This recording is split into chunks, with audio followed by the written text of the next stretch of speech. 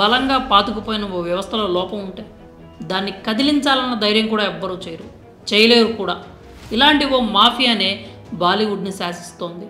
మా వాళ్ళు మాత్రమే ఎదగాలి, మా వాళ్ళు తీసినవి మాత్రమే సినిమాలు, మా వాళ్ళు మాత్రమే స్టార్స్ అంటూ కుంచిత మనస్తత్వంతో కుళ్ళిపోయి కంపు కొడుతున్న బాలీవుడ్ మాఫియా అది. ప్రియాంక చోప్రా నుండి ఏఆర్ రెహమాన్ వరకు, కంగనా రనౌత్ నుండి సుశాంత్ సింగ్ వరకు ఎవ్వరూ కూడా ఈ మాఫియా ఆటలను ఆపలేకపోయారు. వీరిని గొంతెత్తి ధైర్యంగా ఎదిరించలేకపోయారు. తమ గళాన్ని వినిపించి వారి ముందు నిలిచి గెలవలేకపోయారు.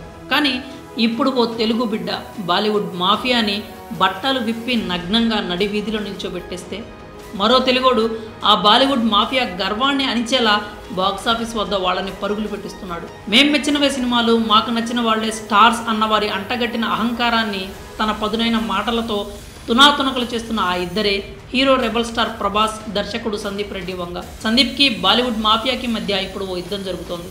ఇది సందీప్ తన సినిమాలను ఆడించుకోవడానికి చేస్తున్న యుద్ధం కాదు. నిజానికి ఆ అవసరం కూడా తనకు లేదు. ఎందుకంటే బాలీవుడ్ మాఫియా రివ్యూవర్స్ ఒక్క స్టార్ ఇచ్చిన కబీర్ సింగ్ అక్కడ కలెక్షన్స్ సునామీ సృష్టించింది.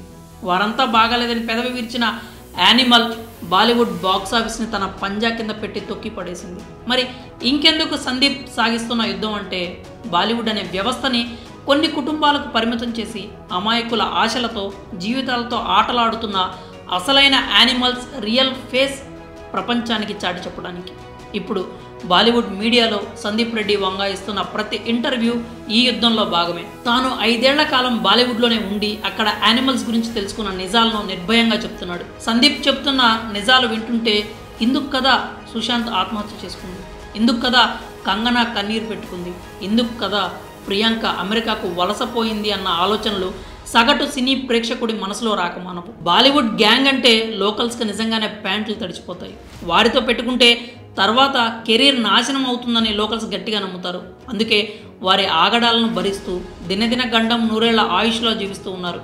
కానీ చాలా కాలం తర్వాత ఓ నాన్ లోకల్ బాలీవుడ్ గ్యాంగ్కు చెమటలు పట్టిస్తున్నాడు. ఆ గ్యాంగ్ చేసే ఆగడాలను బాహాటంగా బయటకు చెబుతూ మండిపడుతున్నాడు. అది కూడా బాలీవుడ్ గడ్డ మీద. అతడే తెలుగు బిడ్డ సందీప్ రెడ్డి వంగ. బాలీవుడ్లో తీసింది కేవలం 2 సినిమాలే అయినా రికార్డులు అంటే ఎలా ఉంటాయో కొత్తగా పరిచయం చేశాడు. మాదే భారత చిత్ర పరిశ్రమ, మేమే తోపులం అని జబ్బలు చరుస్తున్న మాఫియాకు కంటి మీద కునుకు లేకుండా చేస్తున్నాడు. అనుపమ్ చోప్రా, రాజీవ్ మసంద్, సుచిత్ర త్యాగి లాంటి బాలీవుడ్ క్రిటిక్స్ సినిమాలపై అవగాహన లేకుండానే రివ్యూలు రాస్తున్నారు. సినిమాలు ఎలా చూడాలో కూడా తెలియని వాళ్ళు సినిమాలు చూసి రివ్యూలు రాస్తున్నారు. మూవీ అర్థం కాకపోతే బ్యాడ్ రివ్యూలు ఇస్తున్నారు. అర్జున్ రెడ్డి విషయంలోనూ ఇదే జరిగింది. నేను డబ్బులు ఇచ్చి ఎప్పుడూ రివ్యూలు కొనుక్కోలేదు. దాదాపు 5 ఏళ్లుగా ముంబైలో ఉంటున్నా. ఈ 5 ఏళ్లలో నాకు విషయం బాగా అర్థమైంది. అక్కడ గ్యాంగ్ ఉంది. వాళ్ళు కేవలం కొన్ని రకాల సినిమాలను మాత్రమే ఇష్టపడతారు. వాళ్ళు కేవలం అలాంటి సినిమాలు తీసే దర్శకులను మాత్రమే ఇష్టపడతారు. క్రిటిక్స్కు, రివ్యూవర్లకు డబ్బులు ఇచ్చే సంప్రదాయం కూడా ఉంది. మిగతా వాళ్ళ సినిమాలపై తప్పుడు రివ్యూలు కూడా రాయిస్తారు. బ్యాడ్ రివ్యూల కారణంగానే హిందీలో ఫస్ట్ డే కలెక్షన్లపై దెబ్బపడింది అని సందీప్ రెడ్డి బాహాటంగా కామెంట్స్ చేయడంతో బీటౌన్ అంతా ఒక్కసారిగా ఉలిక్కిపడింది. అక్కడి దర్శకులు కాదు కదా, స్టార్ హీరోలు సైతం ఈ సో కాల్డ్ రివ్యూవర్స్ని టచ్ చేయాలంటే భయపడతారు. అలాంటిది సందీప్ రెడ్డి వంగ ఇప్పుడు ఆ వ్యవస్థని కెలికి పడేశాడు. దీంతో ఇప్పుడు ఈ సో కాల్డ్ రివ్యూవర్స్ సినీ నాలెడ్జ్పై బాలీవుడ్ ప్రేక్షకుల్లో పెద్ద ఎత్తున చర్చ మొదలైంది. ఇప్పుడు వారి ఉనికి ప్రశ్నార్థకం అయ్యే పరిస్థితులు తలెత్తాయి. సందీప్ తర్వాత బాలీవుడ్ మాఫియా మెడలు వంచిన హీరో ప్రభాస్. ఇండియన్ సినిమా అంటే కేవలం బాలీవుడ్ మాత్రమే కాదు, చాలా రీజనల్ మూవీస్ ఉన్నాయని ఇప్పుడు అందరికీ తెలిసి వచ్చింది. కానీ ఆ బాలీవుడ్ కోట బీటలో పగుళ్ళు వచ్చేలా ఢీకొట్టిన మొట్టమొదటి స్టార్ మన బాహుబలి రెబల్ స్టార్ ప్రభాస్. ఖాన్స్ మాత్రమే బాలీవుడ్ కింగ్లు, కింగ్ ఖాన్లు అనుకుంటున్న సమయంలో ప్రభాస్ ఆ కలెక్షన్స్ ఆటలో హద్దులు చెరిపేసి వారి ఊహకి కూడా అందనంత ఎత్తులో కూర్చున్నాడు. బాలీవుడ్ మాఫియాకి 6 ఏళ్లుగా ఆ కడుపు మంట అలాగే ఉండిపోయింది.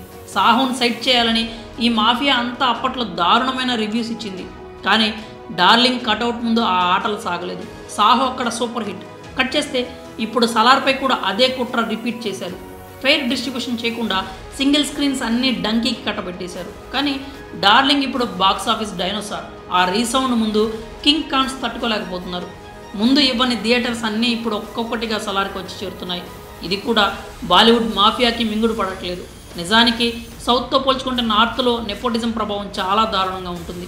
ఎంతలా అంటే ఇప్పుడు స్టార్లుగా ఎదుగుతున్న ప్రతి నటుడు ఇతర క్రాఫ్ట్ల వాళ్ళు కూడా సినిమా బ్యాక్గ్రౌండ్ నుంచి వచ్చిన వారే. ఇండస్ట్రీ మొత్తం కపూర్స్, ఖాన్స్ చుట్టూనే తిరుగుతూ ఉంటుంది. వీరితో పాటు కరణ్ జోహార్ పేరు తరచుగా వినిపిస్తూ ఉంటుంది. నటన, నిర్మాణం, డిస్ట్రిబ్యూషన్ ఇలా అన్నింటిలో వీరిదే ఆధిపత్యం. నార్త్లో ఎక్కువ సినిమా థియేటర్లు వీరి గుప్పెట్లోనే ఉన్నాయి. సినిమాలో కొత్త వాళ్ళకు అవకాశాలు రావాలన్నా, వాళ్ళు పైకి ఎదగాలన్నా వీరి కరుణ, దయా, దాక్షిణ్యాలు ఉండాలనే టాక్ బాలీవుడ్లో గట్టిగా ఉంది. వీళ్ళకి నచ్చని వాళ్లను బయటి వాళ్లపై నిర్దాక్షిణ్యంగా వ్యవహరిస్తారని చాలామంది బాలీవుడ్ సెలబ్రిటీలు చాలాసార్లు చెప్పారు. ఈ గ్యాంగ్లోని సభ్యుడితో పెట్టుకుంటే కెరీర్ నాశనం అవుతుందట. సల్మాన్ ఖాన్తో గొడవ కారణంగా ప్రముఖ హీరో వివేక్ ఓబెరాయ్, దర్శకుడు అనురాగ్ కశ్యప్, నటుడు పులకిత్ సామ్రాట్లతో పాటు చాలామంది తమ కెరీర్ కోల్పోయారని టాక్. ఈ గ్యాంగ్కు బయట నుంచి వచ్చిన వ్యక్తులు స్టార్లుగా ఎదగడం ఇష్టం ఉండదట. కొంచెం పేరు తెచ్చుకున్నా తట్టుకోలేరట. వారికి వచ్చే అవకాశాలు మొత్తం పోగొట్టేసి సంతోషిస్తుందట. దీనికి సుశాంత్ సింగ్ రాజ్పుత్ ఓ ప్రత్యక్ష ఉదాహరణగా చెప్తూ ఉంటారు. ఈ మాఫియాపై సందీప్, ప్రభాస్లా కొంతమంది ఎదురు తిరిగినా వారి శక్తి ముందు వీరి సామర్థ్యం సరిపోలేదు. కానీ వారు నరకం అనుభవిస్తూ ఇచ్చిన స్టేట్మెంట్స్ మాత్రం ఇంకా చరిత్రలో పదిలంగానే ఉన్నాయి. ఆ స్టేట్మెంట్స్లో ప్రియాంక చోప్రా, కంగనా రనౌత్, ఏఆర్ రెహమాన్ వంటి సెలబ్రిటీలు తమ బాధను చెప్పుకొచ్చారు. బాలీవుడ్లో ఇబ్బందుల వల్లే అమెరికా వెళ్ళిపోయా అంటూ ప్రియాంక చోప్రా చెప్పింది. సల్మాన్ ఖాన్, అతని కుటుంబం నా జీవితాన్ని నాశనం చేసింది అంటూ అభినవ్ కశ్యప్ కామెంట్ చేశాడు. నన్ను ఒంటరివాణ్ణి చేశారు, నాపై తప్పుడు వార్తలు రాశారంటూ రణ్వీర్ షోరే ఆవేదన వ్యక్తం చేశాడు. నువ్వు కూడా త్వరలో సూసైడ్ చేసుకుంటావు అని సూసైడ్ గ్యాంగ్ అందని కంగనా రనౌత్ చెప్పుకొచ్చింది. ఓ గ్యాంగ్ నాపై తప్పుడు ప్రచారం చేస్తోంది, ఆ ప్రచారం కారణంగా బాలీవుడ్లో అవకాశాలు తగ్గుతున్నాయంటూ ఏఆర్ రెహమాన్ ఏడ్చాడు. బాలీవుడ్లో కొంతమంది చెడ్డ వ్యక్తులు ఉన్నారు. వాళ్ళు నీ నాశనాన్ని కోరుకుంటూ ఉంటారు. నేను కూడా వారి కారణంగా చాలా బాధపడ్డాను. వాళ్ళు క్లాస్ రూమ్ పాలిటిక్స్ చేస్తూ ఉంటారు, తోటి సినిమా వాళ్ళ జీవితాలతో ఆటలు ఆడుతూ ఉంటారు అని రవీనా టండన్ చెప్పుకొచ్చింది. ఆస్కార్ గెలుచుకున్న తర్వాత బాలీవుడ్లో గ్యాంగ్ నా మీద పగబట్టింది, అక్కడ అవకాశాలు రాకుండా చేసింది, నేను అల్లాడిపోయానంటూ సౌండ్ డిజైనర్ రసూల్ పూకుట్టి వెల్లడించాడు. నేను నిర్భయంగా మాట్లాడతాననే కారణంతో 2 గ్యాంగులు నాపై పగబట్టాయి. నాకు పని లేకుండా చేయాలని 2 గ్యాంగులు మాట్లాడుకున్నాయి అని టీవీ నటుడు అమిత్ సద్ వెల్లడించాడు. ఇండస్ట్రీలో మూవీ మాఫియా కూడా ఉంది అని సంగీత దర్శకుడు సోను నిగమ్ అన్నాడు. అంబర్ సారియా వంటి సూపర్ హిట్ సాంగ్ పాడిన తర్వాత నాకు మళ్ళీ అవకాశాలు రాలేదు.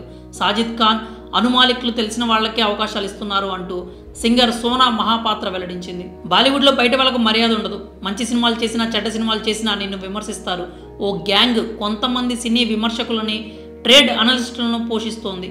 నువ్వు ఎంత మంచి సినిమా చేసినా దాన్ని చెత్త సినిమాగా ప్రొజెక్ట్ చేస్తారు అని నటుడు వాజ్పేయి తన ఆవేదన వ్యక్తం చేశాడు. నన్ను ఉన్నటువంటి దూరం పెట్టాలని వాళ్ళు భావించారు. నేను ఎటూ కాకుండా పోయాను. అది నా మానసిక జీవితంపై ప్రభావం చూపింది అని ఉపేన్ పాటెల్ చెప్పుకొచ్చాడు. నేను కరణ్ జోహార్తోనూ, యష్ రాజ్తోనూ పనిచేయలేదు, వారి దగ్గరకు కూడా వెళ్ళలేదు. వాళ్ళు కూడా నాతో సినిమాలు చేయడానికి ఆసక్తి చూపించలేదు అంటూ నటుడు శ్రేయాస్ తల్పాడే తన బాధ వెళ్ళగక్కాడు. ఇలా నాన్ లోకల్స్ మీదనే కాదు, నాన్ నెపో సెలబ్రిటీల మీదనే కాదు, ఆస్కార్ అవార్డు మీద కూడా తమ పైత్యం, కుళ్ళు ప్రదర్శించారు. ఏ చిత్ర పరిశ్రమకైనా ఆస్కార్ తీసుకోవడం అనేది ఓ పెద్ద కళ. ఏ చిత్ర పరిశ్రమ అయినా ఆస్కార్ తెచ్చిన వారిని నెత్తిన పెట్టుకుని చూసుకుంటుంది. కానీ బాలీవుడ్లో మాత్రం అలా జరగలేదు. స్లమ్ డాగ్ మిలియనీర్కు గాను రెహమాన్తో పాటు మరికొంతమందికి ఆస్కార్ అవార్డులు వచ్చాయి. వీరి కెరీర్ బాలీవుడ్లో దేదీప్యమానంగా వెలిగిపోతుందని అందరూ భావించారు. కానీ అలా జరగలేదు. వారంతా అవకాశాలు లేక ఇండస్ట్రీ మారిపోయే ఆలోచనకు వచ్చారు. ఇందుకు ప్రధాన కారణం బాలీవుడ్ మాఫియా. దీనిపై ప్రముఖ బాలీవుడ్ దర్శకుడు శేఖర్ కపూర్ స్పందిస్తూ, బాలీవుడ్కు ఆస్కార్ను అందుకోవడం చావు బతుకుల సమస్య, కానీ నువ్వు అలా వెళ్ళి ఇలా ఆస్కార్ను తెచ్చావు, అదే బాలీవుడ్కు నచ్చట్లేదు అని ఏఆర్ రెహమాన్ ఉద్దేశించి ఈ మాటలు అన్నారు. ఆస్కార్ గెలిచిన తర్వాత నువ్వు మాకు అవసరం లేదు అంటూ కొంతమంది తన ముఖం మీదే చెప్పారని రసూల్ పూకుట్టి అనే సౌండ్ డిజైనర్ ఆవేదన వ్యక్తం చేశాడు. ఇలా ప్రతి విషయంలోనూ తాము సాధిస్తేనే విజయం అనుకునే కుంచిత భావంతో ఆ గ్యాంగ్ బతుకుతుండటం గమనార్హం. ఇలా ఒకటా రెండా లెక్కకు మించిన కథలు, లెక్కకు మించిన వ్యధలు. బాలీవుడ్ మాఫియా తొక్కేసిన జీవితాలు ఎన్నో. ఇప్పుడు ప్రభాస్, సందీప్ వీళ్ళకే నిద్ర లేకుండా చేస్తున్నారు. ఆ మాఫియా పునాదులను తవ్వటం మొదలుపెట్టారు. 2 తెలుగోళ్లు ధైర్యంగా దశాబ్దాలుగా అంటగట్టిన అహంకారంతో విర్రవీగిన ఓ వ్యవస్థతో చేస్తున్న యుద్ధం ఇది. మరి ఈ యుద్ధంలో గెలిపేవరదని మీరు భావిస్తున్నారు? మీ అభిప్రాయాలు ఏంటో కామెంట్స్ రూపంలో తెలియజేయండి.